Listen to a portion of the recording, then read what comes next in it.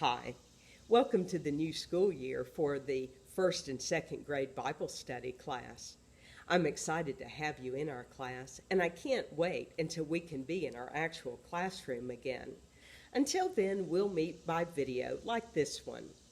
We've got a lot to cover, so to get us started, I've sent to you a sheet called Jesus in Me. This sheet tells you a little bit about Jesus, and it tells me a little bit about you. I've asked your mom and dad to take a picture and send me your completed one so that I can see a little bit about you as we get started in our class. While we're in our class, we're going to be using the easy to read version of the Bible. And when we're in our classroom again, you'll have copies of this so that each one of you will be able to get your hands on it and learn together and know that we're looking from the same version of the Bible. While you're at home and you're looking at the videos, you can use any version that you have because it all says the same thing.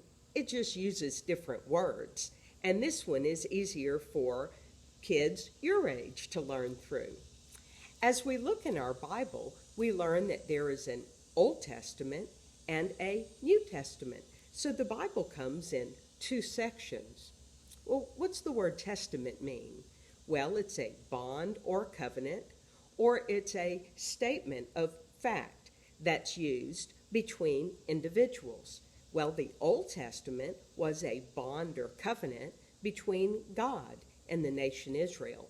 So in the Old Testament, we learn about the creation of the world, the start and the history of the nation of Israel. We learn about the laws and the prophets. The New Testament starts when Jesus came into the world. And so God established a new covenant or agreement with those that would follow Jesus. And it's the New Testament that we'll be learning from this year.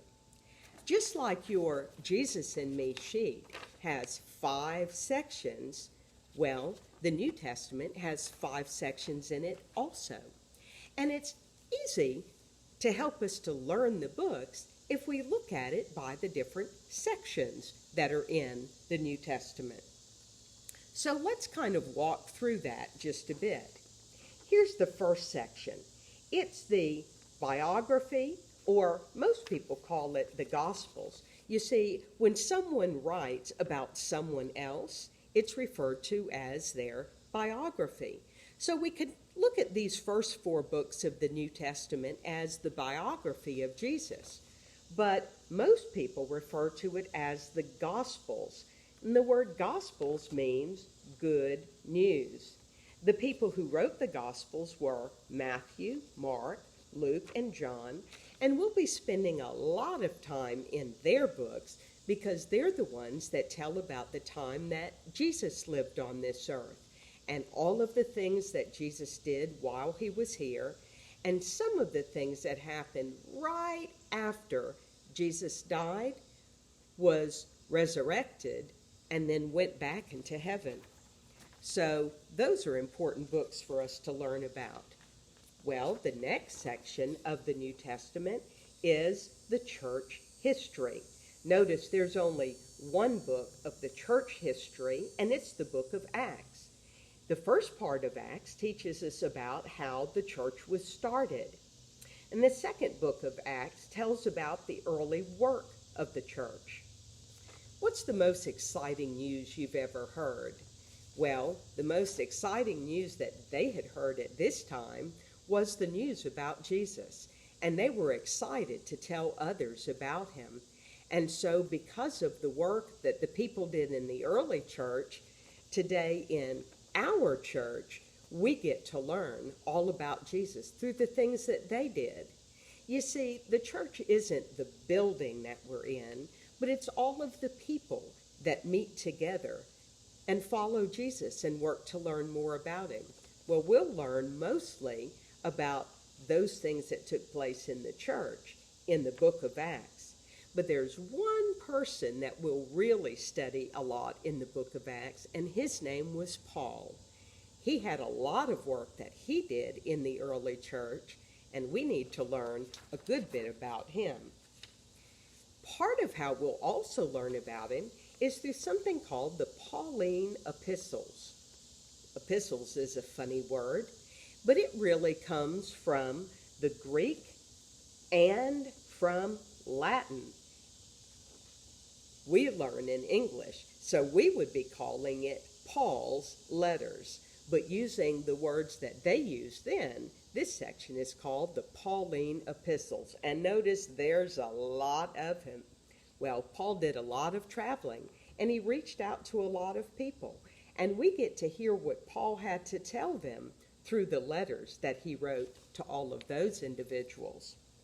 Well, if Pauline epistles means Paul's letters, what do you think general epistles mean?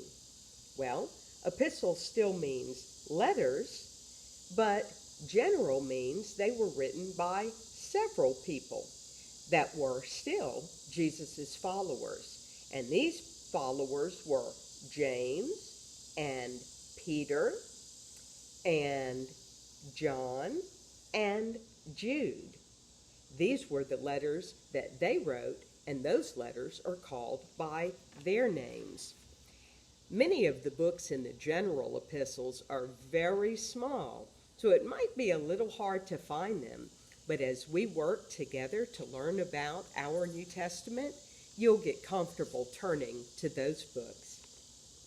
The last book of the New Testament is also the last book of the Bible, and it's a book of prophecy, and it is the book of Revelation.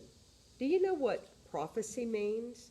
It means it's a special message from God, and this is the way that the entire Bible ends, with a special message that God has sent to his people. When we look at our Bible and we turn just a couple of pages, we'll find the table of contents. In this version, the Old Testament is in one side, and the New Testament all shows on this side. Well, we'll be focusing on the New Testament. And you see the page numbers here? So at first, we'll practice being able to find the New Testament by opening our Bible, turning to the page numbers that are shown here. As we look in our Bible, we'll see you've got to go all the way, see I'm still turning, to these pages here. Oh, goodness. All of this is still the Old Testament until we finally get to the section where we find the book of Matthew. Let's find the first part where it says New Testament, and then the book of Matthew. So take a look. Here's the Old Testament, and here's where we'll be spending our time in the New Testament this year. I want to encourage you to take a Bible at home, look at the table of contents, and practice finding where Matthew, Mark, Luke, and John are found. That's where we'll spend a good bit of our time as we learn together about Jesus.